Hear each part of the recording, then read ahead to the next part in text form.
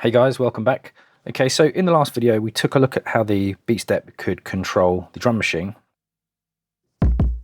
which it still can, but now I've hooked up a synthesizer as well. So I've hooked up my Behringer Model D, and what we can do is have a look at how we can control this from the user interface here as well. First things I want to do is just grab myself a kick drum for my ears to listen to. And I just want to have a little chat about MIDI before we go any further, because in the last video we hooked up the BeatStep Pro directly to the drum brute. So the MIDI output was going directly into the drum brute impact, but this time the MIDI output is actually going into, let me see if I can get this into shot. It's going into this MIDI box here. So the output of this goes into the input of this, and then this box will duplicate the MIDI input into two discrete MIDI outputs. And I've got one going into the synth and one going into the drum machine. The reason I do that is so that I can keep the MIDI signal in parallel rather than having to daisy chain devices, because sometimes that can introduce some timing issues, not necessarily latency, just some timing issues. So what we're going to do first of all is have a look at this channel button, just to have a look at how MIDI is assigned. If I hold this down, the top project or control mode is highlighted as a red button. So this is showing me that the MIDI channel for this control mode is in MIDI channel 1. The sequencer 1, which we're going to be using for the Behringer, is green, and therefore it's showing that it's outputting MIDI channel 16. The yellow one is MIDI channel 2, and the drum one, as we mentioned in the last video, is MIDI channel 10. So I've also set up the Model D to receive in MIDI channel 16. So anything coming out of this sequencer 1, which is set to MIDI channel 16, is only going to be read by the sequencer. So looking at the pads at the bottom, in the previous video these were acting like, you know, surrogate drum pads. But in this mode, if we have a look at the way they're lit up, if you imagine these pads at the top, imagine they were black and moved across slightly, this acts as a chromatic keyboard. So that's controlling the synthesizer. Now, if we look at how the sequence is set up, we'll hold the shift button again. And this is the mode the sequence is running in. We can have it going forwards, reverse, or alternate. So it's forwards, backwards, or forwards and backwards. And we've got the same timing options: triplet, quarter note, eighth note, 16th note, and 32nd note. But it also allows us to set up the sequencer in chromatic, major, minor, Dorian, Mixolydian, harmonic minor, blues, and a user scale as well. The user scale being set up in the software. So I'm going to keep it in chromatic, so it acts as a normal keyboard, running forwards in 16th notes. So these steps work in a very similar way. So I'm going to set up something very simple to start with.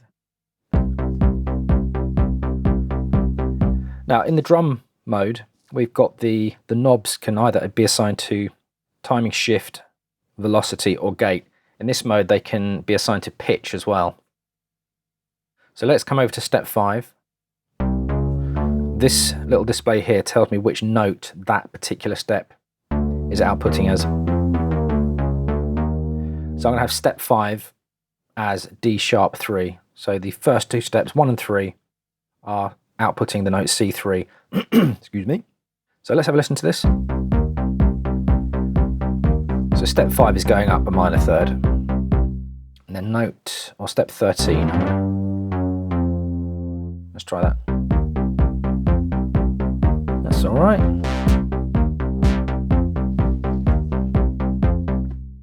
So the next thing I'm going to do is, at the moment we've got this running in 16 steps. And it sounds all right, but it's quite limited. So we can expand this or duplicate this section down here. So we can expand this to either run for 16, 32, 48 or 64 steps. And the way we do that is quite complicated. We have to hold these two buttons down, then we have to select last step and hold it down, and you can see at the moment it's telling us that we've got 16 steps to work with. I'm going to press the right arrow once, and now it's telling us we've got 32 steps to work with, but I still need to tell the sequencer which will be the last note. So it's currently displaying the second set of 16 steps, and I need to tell the sequencer that that is where I want the last note to be. So it's not in the first set of 16 steps, it is in the second set of 16 steps, and it will run through now to here. So we need to switch this mode off, and now I can scroll between these two banks of 16. So at the moment, if I press play, the first one plays, and then we've got nothing on the second one. It'll keep looping round. So to edit that, we press right arrow, it'll highlight the second set of 32, and we can put some notes in here as well. Now I'll play.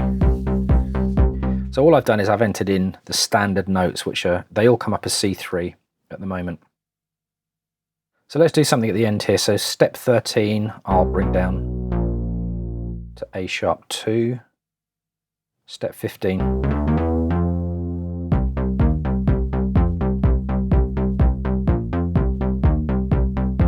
Okay, that sounds more interesting, but I'm also going to add in a step 14. I'm going to raise step 14 an octave to C4. But what we can do is if we come down to the knob mode and switch it to not velocity, to gate, this will effectively allow us to adjust the length of the note. So look at step 14. Oh, actually, I might use step 13. So the length of step 13 at the moment is 50, set to 50. But I'm going to increase that. If we keep increasing it, eventually we get the option to either tie or slide these notes into the next one. And you can do this for any of the steps. So we've got step 13, where are we? Sliding into step 14. And if we use that in conjunction with the glide parameter on the synth, it should sound quite interesting. So you can hear it kind of sliding there. Woo! There. Let's give us something.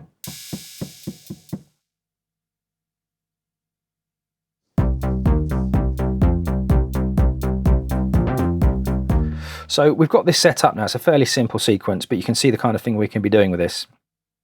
Now, we've got a couple of other options that we can use to edit this. Let's go back to sequencer 2. Now we've got the randomness and probability section here.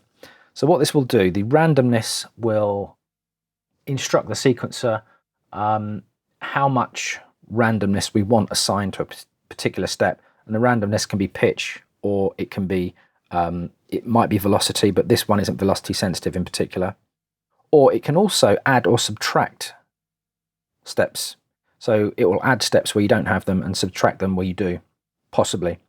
So this is how much of that randomness you want, up to 100%. And you can also, let's turn that down, you can also assign a probability of that actually happening. So this is how much of the randomness you might want. Let's set this to about 70. And then the probability of that happening will be, we'll set it to 50% first. But let's go back a step. Let's set this back to 0, because what I forgot to do is I only want to apply this to the sequencer, the synthesizer track. So let's hit current track. So we're only going to apply these changes to this synth. So let's set this up to about 70. And so we're going to slowly increase this as we're playing, actually.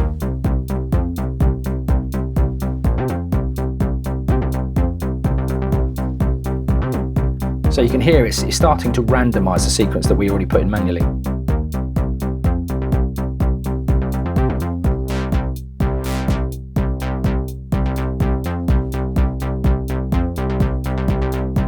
So I'm going to turn the randomness down a little bit. So we've got our sequence running now, and because this is running by itself, I can then come over and play with the distortion on the drum machine. And then play with the synth. And then finally we can use the roller. Let me just stop this a second. We can use the roller or looper as a kind of, it works a little bit like a glitch machine or a repeater. It's quite basic, but it's a nice additional touch to getting your hands in and fiddling with things.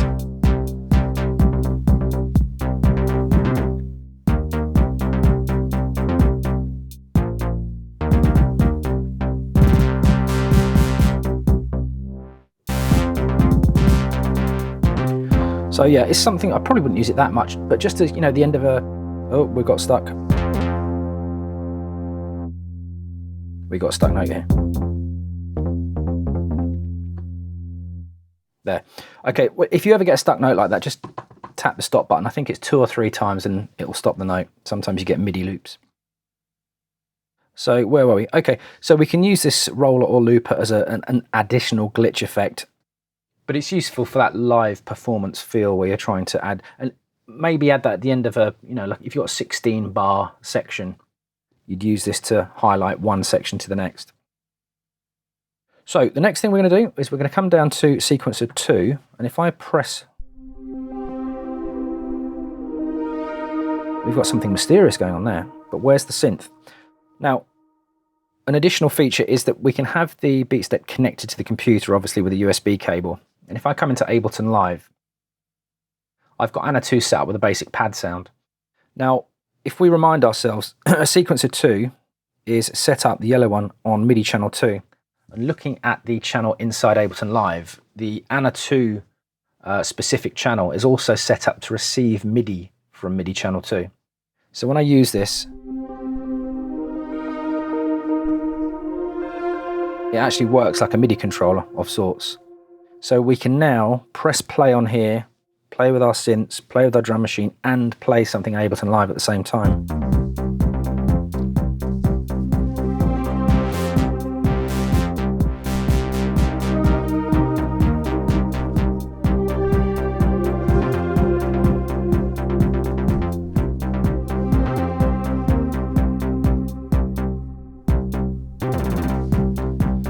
So that kind of thing. Now, obviously, I haven't practiced this as much as I possibly should have, but you can see the potential of a relatively small setup here.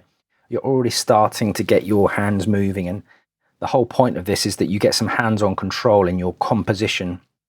So that's the basic functionality of the sequencer tracks. I hope you found this video useful, and I'll see you in the next one. Cheers.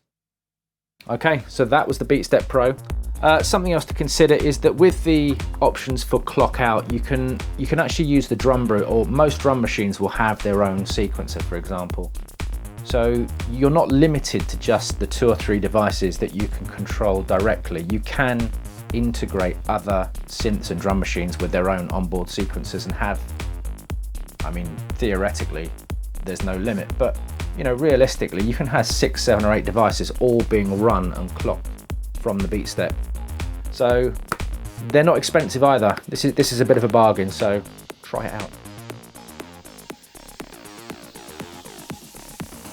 Thanks everybody for watching, commenting, and indeed liking. We really do appreciate all the support we get here on our Sonic Academy YouTube channel. So if you found this video super useful, please, we'd love you to hit the subscribe button. We update the YouTube channel every week with new content. And if you want to watch some more relevant content, just click on the videos beside me.